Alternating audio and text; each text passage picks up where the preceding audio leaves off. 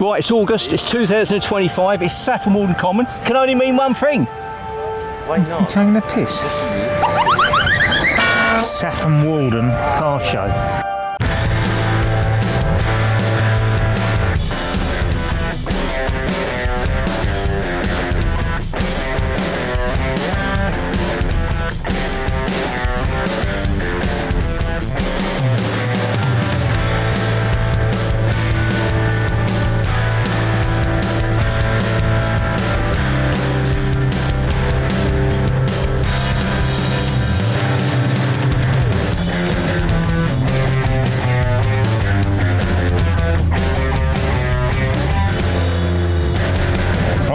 Here with Andy, your Beamer, Andy.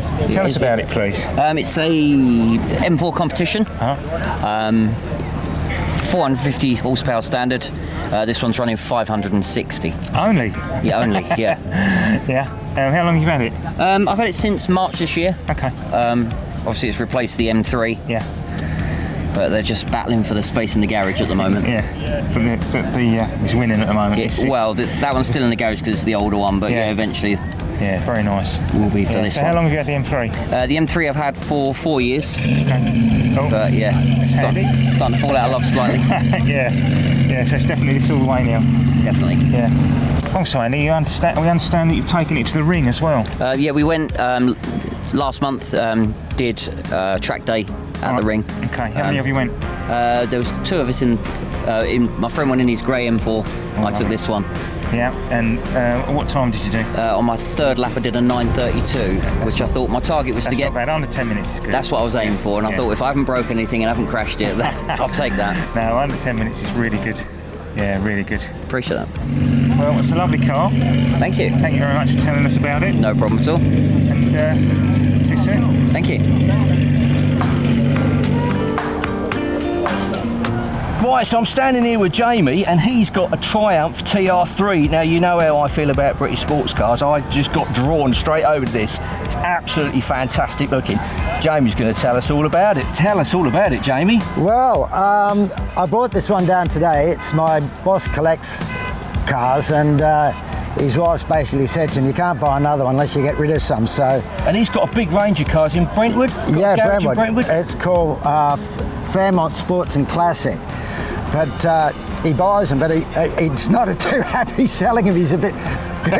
tends to keep them like we all do. Well, looking at the list, I don't blame he wants to keep some of them, especially this one. This is actually for sale, isn't it? Yes, this one is. And it's quite a rare car because it's a 3, not a 3A. So it has a different grille, has a smaller grille at the front. Basically much the same, still has a 2-litre engine. Well, like the Italians say, 1995 or whatever they do. Yep. But she's absolutely concourse. And it was just absolute. I thought we're in Saffron Walden, you got a English car show, English country village, you got to have something. Exactly, it's fantastic. I mean, I've had a quick look at it, and I did notice on the gear stick earlier that it's a 5-speed. Now, that's not original, is it? No, that was converted because it acts as an overdrive and makes the car, because the car's obviously, when it was a 4-speed, it still had more go than it could do. So with the overdrive, it just makes it even more pleasant to drive. More pleasant to drive. I mean, you don't need to drive it, really, do you? I mean, you can just sit in it on your drive and just have a smile on your face. Well, yeah. I mean, it's a fantastic colour, isn't it? The colour really suits it. It shows them off because you can see all the details, and that's one of the things, you know, people, when they're restoring cars, the colour is so important because absolutely. I mean, I know I always say this, and I do offend some people. You've even got the right steering wheel. Oh, you've got to have the right. It's got the metal steering wheel with the wooden trim. You've got to have that. Oh yeah, that's what sets it off for me. And I think also, when you got the weather like this, and you've got a proper English, you know, whether it's an Austin Healey, a TR3, or even a Morgan, there is nowhere else on earth you'd rather be than poddling around the beautiful lanes here in them. I know. And the roads are also made for these sort of cars. Because nowadays, if you drive around these country villages and you see all these Lamborghinis and that, They're as wide as a combine harvester. They don't get down the lake. If they meet, it's who's going to give up. Yeah, and most of the owners are pretty stubborn, so it's basically a standoff until someone runs out of fuel. As you say, all the roads around here and on the way to Crystal and all around there, this is ideal. This is ideal, isn't it? They're brilliant. And also, the lovely thing, I mean, I've always had classic cars and restored quite a few. And I suppose I can tell, I had a Mark V I restored in Australia, which is a Jag. And in Australia, they're not really, they're not really into classics, they're more into muscle cars. And I had this Jag because it had a sunroof and I could put my surfboard through the roof. But anyway, look, they do it. No bridges in. No, I don't think they got any bridges. I only got one set of traffic lights in Perth, so that was a night out. If you wanted to go out for the night, you watch the traffic light change from red to green and back to amber, and that was your night out. It's like a disco. Yeah, it really was. We'd all be dancing around that. Then they put in two, and it sort of became a bit blasé after that. But when I did the Jag, I remember restoring it, and it was the first full restoration I'd done. And the car was brought back to England. And I got a call from Bonhams, the auctioneers, and they tracked it down. And I don't know if people know this, if it goes into an auction, the facts you put up have to be genuine, otherwise the auction house can be blamed. Yeah. And he rang me and he said, "Oh, you Jamie McTavish?" I said, "Yes." He said, "Oh, you had the Spanish royal family Jag?"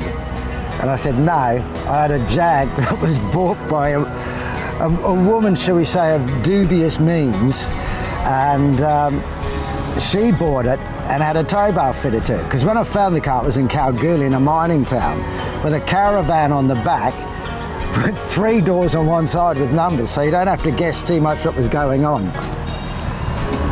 I wouldn't know. Mobile knocking shop. I wouldn't. They're intuitive in Australia. They've got to come up with something compensate, So I restored it, and I remember the guy from Bonhams was more excited about the caravan. He said if you had the caravan with it, he said we'd have it in a snap. But that was a bit of a novelty one. But all of these cars, whether I have a Porsche, is it? You say in England? Porsche. I think I've used that word myself. Oh, I don't get to say it much. Yeah. And I think the thing is, people, when England had its industry, its car industry in its heyday, we were making some of the most incredible cars in the world. And it's just a shame that it's all gone. But at events like this, you get to see some of the most beautifully designed cars in the world. And I think it was Enzo Ferrari who turned around when the E-Type came out and said it was the most beautiful car ever designed. Yeah. Which is up. Yeah, we did an episode of, probably 18 months back now, with an E-Type Jag. Absolutely beautiful it was. I was a bit worried because they actually let us have a drive in it. And I was looking at this old sort of 60s sports car. I was going to rattle your fillings out. I couldn't believe how smooth it was. It was such a drivable car. And it also, was unbelievable. That view when you're sitting in it down that bonnet. It's terrific. Like you said, you just keep in the drive and we just sit in it. Absolutely terrific. You know who does do that? Is you remember Charlie Watts from the Rolling Stones? Yeah, the drummer. I remember Keith Richards being interviewed, and he was talking on about why Charlie's always got suits. And Charlie used to even go down to Savile Row and have suits designed to go with his classic cars. So he'd have different suits, so he could sit in them and smell them. And I said, what, did he drive? He said, no, he didn't have a driving licence, never learnt to drive. He just sit in them. Well. And mind you, the smell of some of these is great. Exactly. The old sports cars do have a smell about them, don't they? Yeah. So anyway. Well, anyway, brilliant. It's been great talking to you, Jamie. Absolute pleasure. Absolutely fantastic. Thanks for bringing your Triumph down. Thank you for talking to us. I might even try and sneak a cheeky sit in it later on, you never know.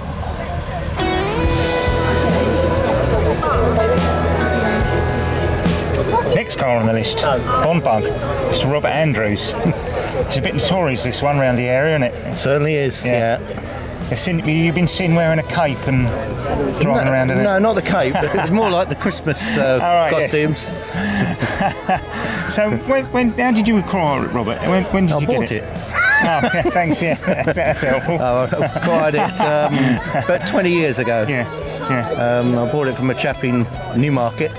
Who was a friend of Steve Burgess, a friend of mine. And just restored it right from scratch. and rebuilt it all. All right, so was it a runner when you got it, or? It was just about a runner, yeah. The bodywork was in such a state, the chassis was absolutely rotted completely out.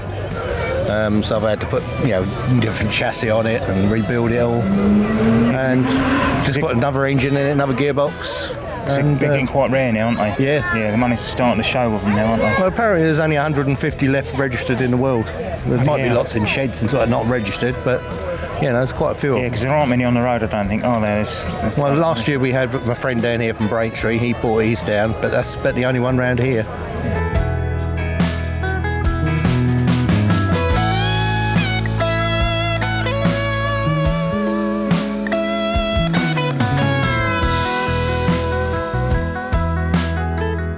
Right, I'm over here now with Mr. Rutter, Mr. Paul Rutter. Now, I've got sidetracked away from the British sports cars, like the TR3 and the Triumph Spitfires, and that, so which do tend to draw me in.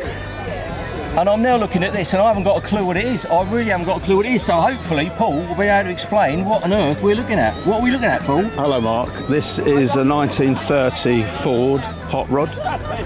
It's been built to Vintage Hot Rod Association standards, which basically means it's got boxed chassis rails, which are a slightly different shape. They're slightly stronger.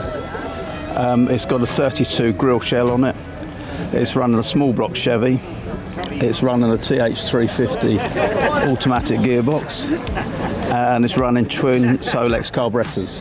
So it's built to race at Pendine Sands. It has visited the sands, but it's not my intention to actually race it. Right, okay. And why is it not your intention to race it then? You just want to look at it, do you? Or? Well, I'm a bit of a collector, and sand and salt water and cars don't really mix very well, especially when you're trying to keep things a bit shiny and aluminium. So it's been done for fun. Okay. It happens to have a very small fuel tank, which is why it's been built that way for Pendine, because obviously weight is a problem. Yeah. And the least weight you've got to get down the sands, the better.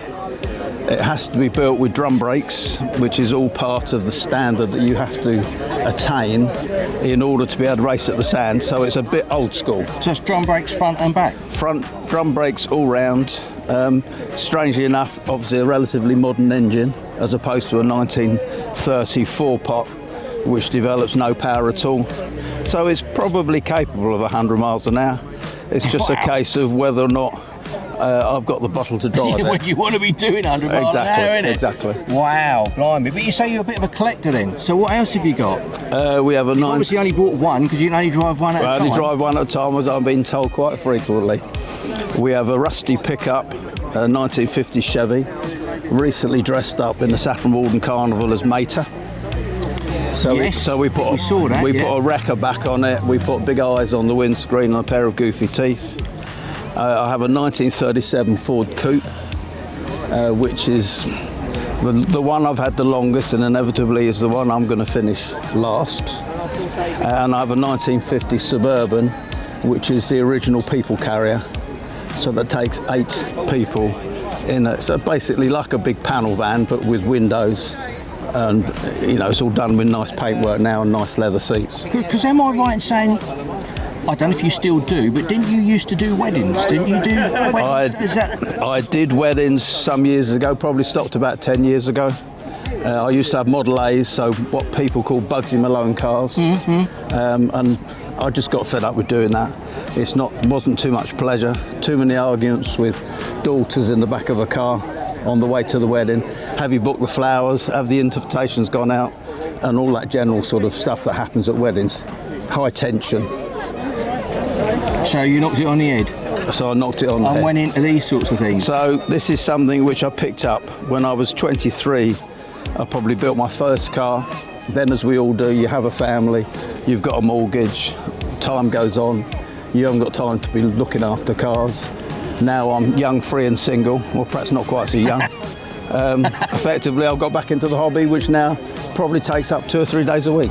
Brilliant, great stuff. Well, thank you very much for showing it to us, and we must sometime get together and have a look at all your other collection. That would be a great idea, Mark. Find some space to do that. Brilliant. Great, cheers Paul. Cheers mate.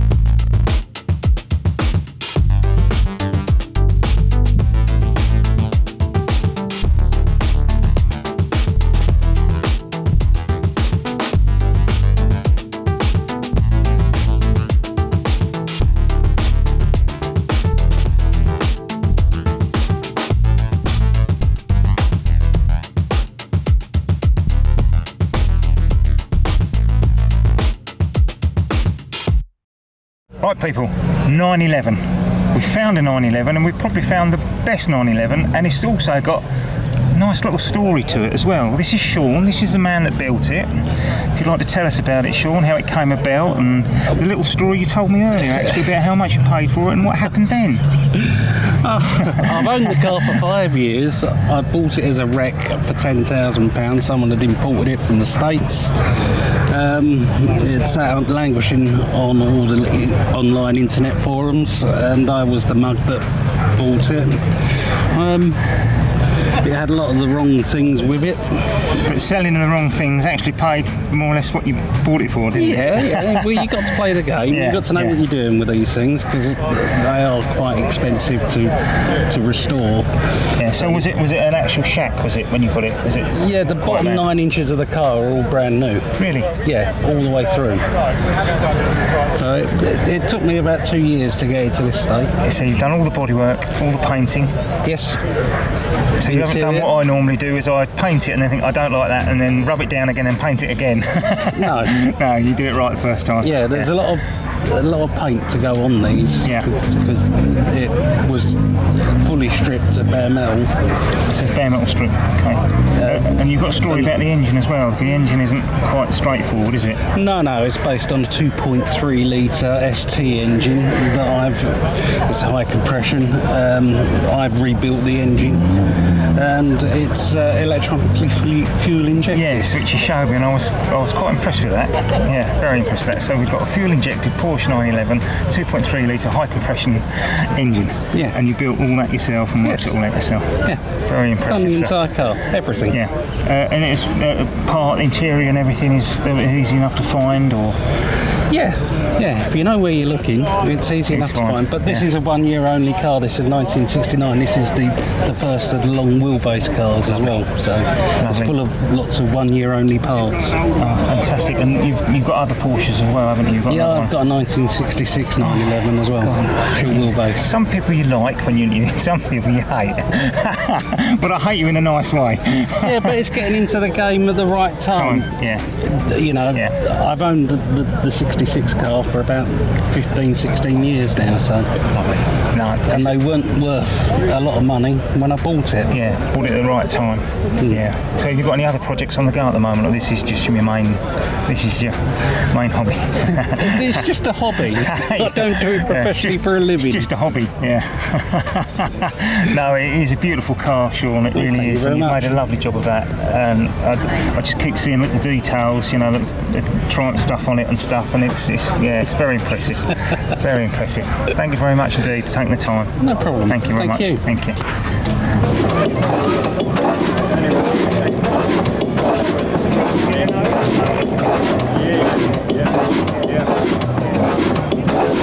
Right, we're here now with Kevin, and he's got something very special. I thought we'd go for a real old big engine. This is a diesel engine, Kevin, isn't it? That's correct, Adam. Yes. It's a diesel engine. Yes, and what make and model is it? It's a Ruston and Hornsby, made in 1939. It's a 5 XHR, about 25 horsepower. It's a single cylinder, 4-stroke diesel engine. Yeah, there's a little bit of history to it, isn't it? Because you got it from Newport, didn't you? Yes, we did, Adam. Yes. And I've got a connection to this engine myself. Well, I keep calling it an engine. It is an engine. It is an engine, yeah. God, I don't want to get it wrong. Yeah. When I was about 3, my granddad took me down to show me this very same engine in one of the buildings that they've got a barn on in Newport. I don't think I can remember seeing it running, but you just said that they'd starved it of oil or something, and that it's been starved of oil, and that's why it wasn't running. That's right. Yeah. In its working life, it had run out of oil. It had. Yeah, it sounds like something a Palmer would do. So we had to make a new white metal big end for it, new piston rings, and we got it going. Yeah, so you basically stripped it right down and then started again. And we stripped it right down. Yeah. Well, it's lovely. It's lovely to see it. It makes a lovely sound. It's almost like a heartbeat. I mean, my father actually took it out of the mill with help from his brother, granddad, and a couple of friends. So they took it all apart, put it on some trailers and got it back. And then in the 80s, it used to be on the back of a lorry, so the whole engine bed was on the chassis of the lorry. Then the lorry got scrapped, the engine got put into storage, and then we resurrected it in 2011. Oh, blimey. Oh, So, bloody hell. I made the frame up that it all sits on, welded all that up over I think it was a bank holiday, Easter bank holiday. We welded all that together. We put some steel framework underneath the trailer to sort of strengthen it all up. And I mean, as it sits there at the moment, it's just shy of 3.5 tonne. I mean, the flywheels weigh 423 kilos each. Bloody hell. I mean, we weighed everything as we were putting it back together to make sure that we were still legal to sort of tow it. So how long did it take you to put it all back together and get it working? I think it was about a year. That's not bad. About a year from collecting it, just doing bits and pieces here and there. Just weekends, really. Just weekends, The odd yeah, evening. a few evenings, yeah. We've all done that, haven't we? Right, well, that's been... So we've, Yeah. It's been very nice talking to you. Thank you very much for telling us about it. Okay, And that's Adam. a lovely bit of history. Okay.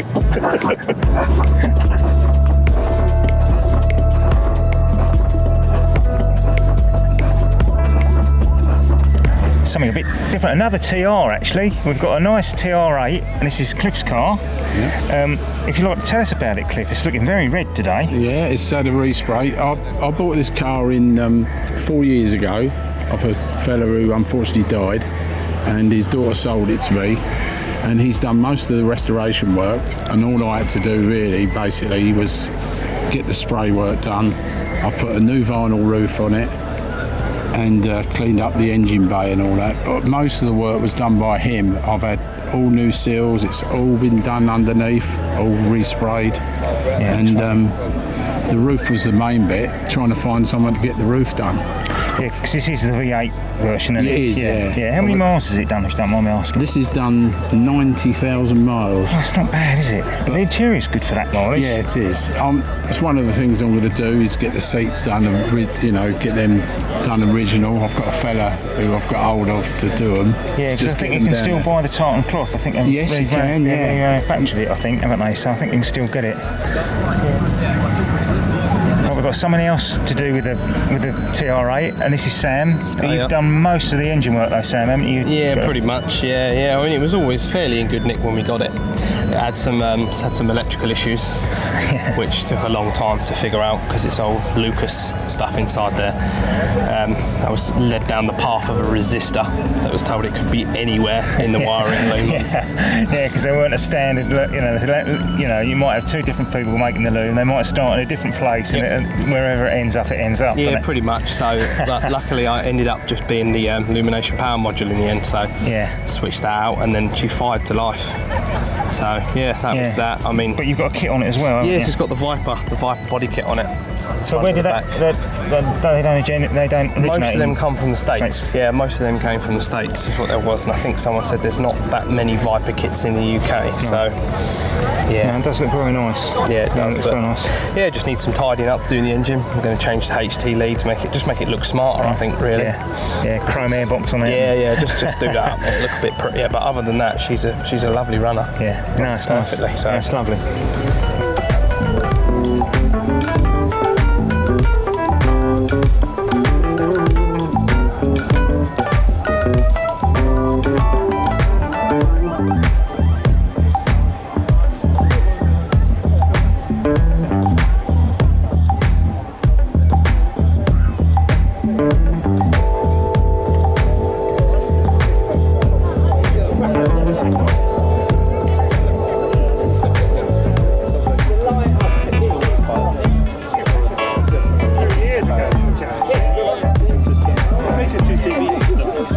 That's it from this week's episode at the Saffron Walden Car Show in Saffron Walden. I said Saffron Walden twice, didn't I? Saffron Walden Car Show at Saffron Walden. Right, do your like and subscribe. Go on. thank you so much for watching, and please give us a like and a subscribe and hit the notification bell, and that will inform you when there's another episode available to watch. Lovely. Right, outtakes are coming up now. If you look on this part of the screen, there'll be a thumbnail. The thumbnail this week as well. Come here. I'm going to tell you. The thumb week this week is going to lead you. The thumbnail this week is going to lead you off to what we did last week, which was the fastest Mini in the world. You got to watch that. Yeah, very good actually. Yeah, Bill Richards, legend. Right, so we bumped into Jamie, who has got a Triumph TR4. Now I couldn't be seen. 3. Sorry? 3. It's a 3, isn't it? Sorry, start again. Do I call you Turkish? Can do if you want. So Call me anything as long as it's what am I not calling rude. What am I calling you? Don't swear it. Yeah, don't say fuck